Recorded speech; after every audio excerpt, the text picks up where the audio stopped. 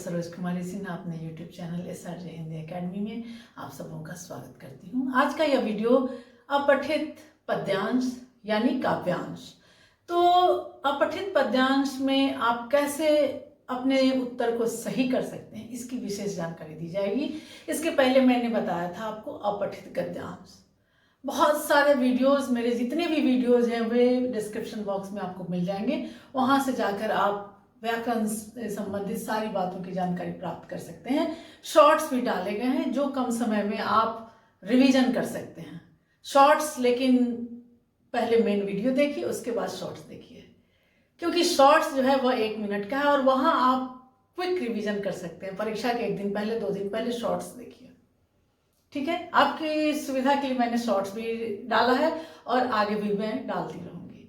तो आज जो यह विषय है अपठित पद्यांश, इसको मैंने प्रश्न पत्र का इंजन कहा है। यह इंजन इसलिए है क्योंकि इंजन की तरह यह गद्यांश या पद्यांश होता है। यह अपने साथ बहुत सारे सवालों को डिब्बे की भांति लेकर चलता है। कहने का तात्पर्य यह है कि अगर छात्र का, किसी भी छात्र का, किसी भी परीक्षार्थी का अगर अपठित गद्यांश और पद्यांश बिल्कुल सही हो जाता है तो सही मायने में वह परीक्षा पास कर जाएगा। तो इसे लाइटली नहीं लेना है, बहुत ही गंभीरता से उस विषय पर आना है और देखना है कि किन किन बातों की जानकारी यहाँ दी जा रही है। तो शुरू से अंत तक चैनल पर बने रहिए। लाइक, सब्सक्राइब और शेयर अवश्य कीजिएगा। अगर कहीं कुछ लगता है कि कुछ बात कहनी है तो कमेंट बॉक्स में अवश्य लिखिए, ठीक है। तो मैंने प्रश्न पत्र का इंजन इसलिए कहा है कि छात्र जब 100% अंक काव्यांश या पद्यांश में लेकर आते हैं तो उनका कॉन्फिडेंस बढ़ जाता है और यह पद्यांश या गद्यांश मूड उसका स्विच ऑन हो जाता है बच्चे का, और वह आगे के प्रश्नों को भी पूरे आत्मविश्वास से बना लेता है। इसीलिए इसको प्रश्न पत्र का इंजन कहा गया है। मैंने यहाँ लिखा है प्रश्न पत्र का यह इंजन है। कौन? ये पद्यांश। इसके पहले जो मैंने पढ़ाया था वो गद्यांश। अब हम आएंगे कि गद्यांश, ये काव्यांश जो है वे क्या होते हैं। अपठित काव्यांश या पद्यांश। अपठित, जो पहले आप ना पढ़े हो, अपठित, जो पहले, जो आपके पाठ्यक्रम में जो कविता नहीं है, अपठित, बिना पढ़ा हुआ काव्य का अंश। पद्य, पद्य यानी पोएम, जिसे काव्यांश कहते हैं। बिना पढ़ा हुआ पद्य भाग। तो अपठित पद्यांश की क्या परिभाषा हुई? वैसे पद्यांश जो पढ़े न गए हो। अपठित, अजोड़ पठित, काव्य जोड़ अंश काव्यांश। बिना पढ़ा हुआ काव्यांश वही परीक्षा में आएंगे। पठित पद्यांश भी आते हैं आजकल, पठित पद्यांश, पठित गद्यांश भी आते हैं कि छात्रों के बौद्धिक स्तर को हम समझें, इसलिए वो भी परीक्षा में सवाल दिए जाते हैं। लेकिन यह है अपठित, बिना पढ़ा हुआ काव्य का भाग अपठित पद्यांश कहलाता है। तो यहाँ क्या क्या होते हैं इस पद्यांश में? आपने जाना है कि गद्यांश में लेख, निबंध, किसी समाचार पत्र का कोई अंश, लेकिन इसमें पद्यांश में क्या होगा? यहाँ पर बच्चों के लिए प्रश्न जो दिए जाते हैं वो उसी पद्यांश से आधारित होते हैं। इसमें काव्य संबंधित समझ का मूल्यांकन किया जाता है। बच्चा विषय वस्तु का मूल्यांकन कर पा रहा है कि नहीं, इसी की समझ की परख होती है। तो यहाँ कोई भी काव्य का अंश लिया जा सकता है। दूसरी बात और है, इसमें महत्वपूर्ण बात यह है कि इसको 2-3 बार ध्यान से पढ़ना चाहिए। काव्य के जो कविता आपको प्रश्न पत्र में दिए जाएंगे उसको आप ध्यान से 3-4 बार पढ़िए। पूछे गए प्रश्नों के उत्तरों को रेखांकित कर लीजिए और प्रश्नों के उत्तर सरल भाषा में, अपनी भाषा में दीजिए। और इम्पोर्टेंट बात तो यह है कि सारे उत्तर उसी काव्यांश में ही होते हैं। हमें अपने ज्ञान का, अपनी समझ का, कि मैंने बहुत पढ़ा है, वहाँ ये बात पढ़ी है लेकिन इस गद्यांश में, पद्यांश में नहीं है, उसका उल्लेख नहीं करना है। जो बातें दी गई है सिर्फ उसी का हम उल्लेख करेंगे उत्तरों में, ठीक है। तो महत्वपूर्ण बिंदु क्या क्या है? पहली बात तो यह है कि काव्यांश को हम 2-3 बार पढ़ेंगे। काव्यांश को 2-3 बार ध्यान से पढ़ेंगे। दूसरी बात, पूछे गए प्रश्नों के उत्तरों को, जो भी सवाल दिए जाएंगे, एक एग्जाम्पल के लिए मैंने यहाँ पर एक अभ्यास दिया है, जब इसको इस बात बताने के बाद मैं इस पर आऊंगी। तो पूछे गए जो भी प्रश्न के उत्तर होते हैं उसको रेखांकित कर लेना चाहिए। जो भी सवाल आ रहा है, सपोज यहाँ जो सवाल आ रहा है उसको इसमें हम रेखांकित करेंगे। पूछे गए प्रश्नों के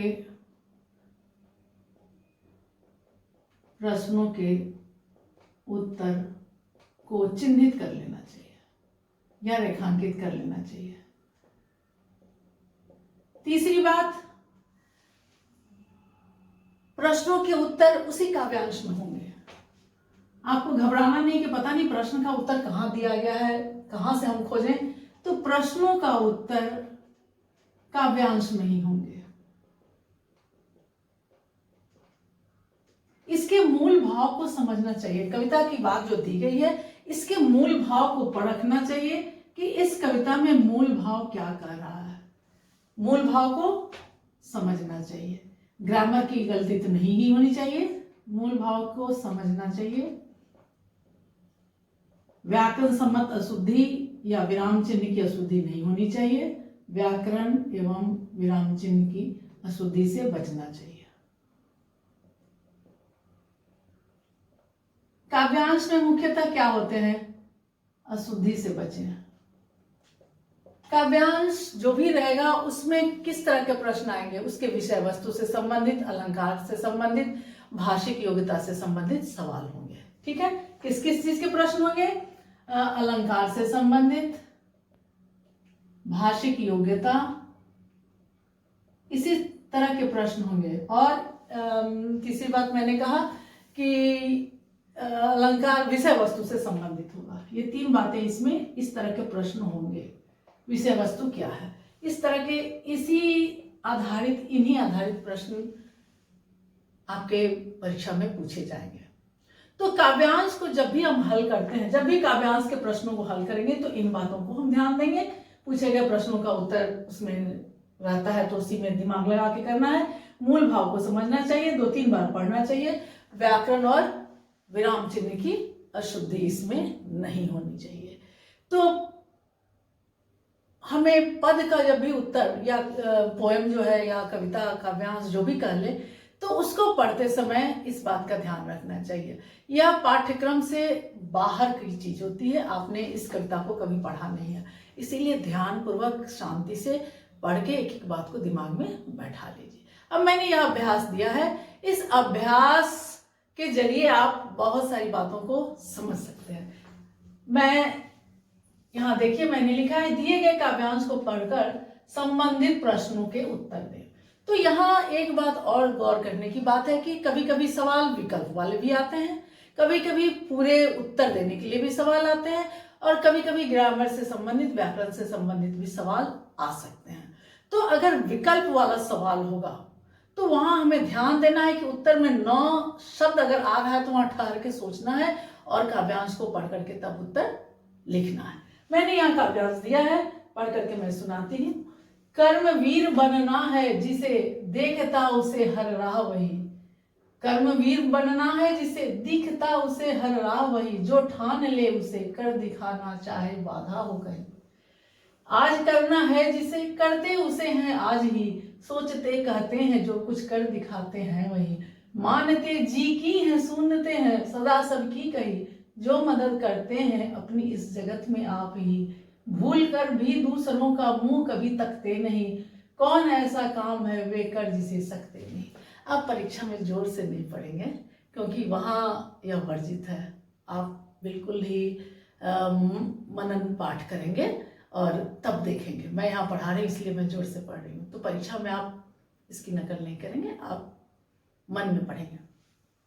अब इसी से संबंधित इसी कविता को यह काव्यांश है जो आपके पाठ्यक्रम में नहीं है। अब यहाँ यह सवाल आ रहा है कि कर्मवीर समय का सदुपयोग कैसे करते हैं। आशा है कि आपको मेरी राइटिंग समझ में आ रही होगी। तो इसके लिए विकल्प मैंने दिया है, हर काम को समय पर करना, आज का काम कल पर टालना, बेकार की बातों में समय गंवाना, आज का काम कल पर न छोड़ना। अब मान लीजिए आपको सवाल का उत्तर, इस प्रश्न का उत्तर नहीं समझ में आ रहा है, क्योंकि हमें दूसरी जगह नहीं घूमना है, हमें यहीं पर कॉन्सेंट्रेट करना है, यहीं पर हमें ध्यान केंद्रित करना है। तो कर्मवीर बनना है जिसे दिखता उसे हर राह वही, जो ठान ले उसे कर दिखाना चाहे बाधा हो गई। आज करना है जिसे करते उसे हैं आज ही, सोचते कहते हैं जो कुछ कर दिखाते हैं नहीं, मानते जी की है सुनते सदा सबकी कही। यानी आज का काम वो कल पर नहीं छोड़ते हैं, आज करना है जिसे। यहाँ उत्तर आपको प्रश्न 1 का इसका उत्तर इस पंक्ति में निहित है, यानी यहाँ हो गया 1, आप नंबर लगा सकते हैं। दूसरा सवाल, इसका विकल्प मैंने नहीं दिया है, पर आप देखिए आप उत्तर समझ जाएंगे। कर्मवीर के काम करने के तरीके की प्रमुख विशेषताएं क्या है? तो कर्मवीर के सोचते कहते हैं जो कुछ कर दिखाते हैं वही, मानते जी की है सुनते सदा सबकी कही। यही तो उत्तर मिल गया आपका, यानी दूसरा उत्तर आपका मिल गया। तो यहां मैंने पहला उत्तर दिया, तो आज का काम कल पर न छोड़ना, ये है इसका सही उत्तर। आज करना है जिसे, यहां उत्तर मिल गया ना, जिसे करते उसे आज ही, तो रेखांकित कर लेंगे। तीसरा सवाल है, भूल कर भी दूसरों का मुंह कभी तकते नहीं। भूल कर भी दूसरों का मुंह कभी तकते नहीं, पंक्ति का भावार्थ क्या है, इस पंक्ति का अर्थ क्या है, कवि ने इस पंक्ति में क्या कहना चाहा है? तो यहां आप देखेंगे कि भूल कर भी दूसरों का मुंह कभी तकते नहीं, इसका क्या अर्थ है? कि वो किसी के भरोसे नहीं रहते हैं, वो अपना काम खुद करने के लिए स्वयं तत्पर रहते हैं, आगे रहते हैं। तो यहां ये ऑप्शन होगा, उसमें आप टिक लगा दीजिएगा, ठीक है। कर्मवीर की 2 मुख्य विशेषताएं बताइए। अब कर्मवीर की 2 मुख्य विशेषताएं, यहां पर विकल्प नहीं है, तो निश्चित तौर पर इसका उत्तर वाक्य में होगा कि कर्मवीर की मुख्य विशेषताएं क्या है, कि वो हर काम कभी किसी काम को टालते नहीं, कर्मवीर अपने हर काम को समय पर करते हैं। जो भी उत्तर लिखना है लिखेंगे आप अपने शब्दों में।